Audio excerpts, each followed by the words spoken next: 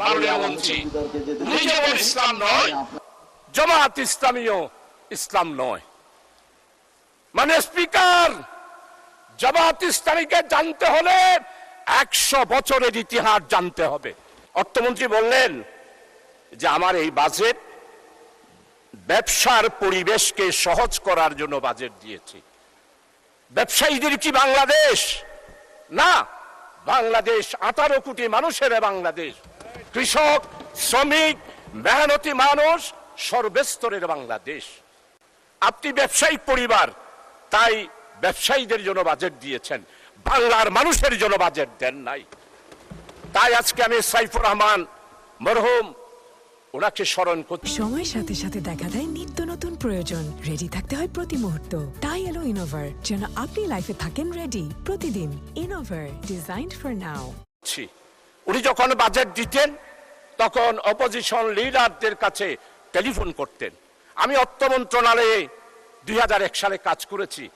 আমাদের সাথে আমাদের মুশফিকুর রহমান, যিনি অর্থ মন্ত্রণালয়ে এইবারে সভাপতি হয়েছেন, উনার সাথে আমরা কাজ করেছি।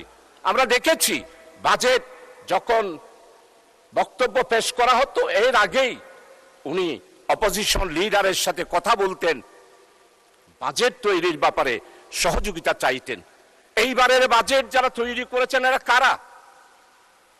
এরা কি 36শে জুলাইয়ের চেতনাকে ধারণ করেন?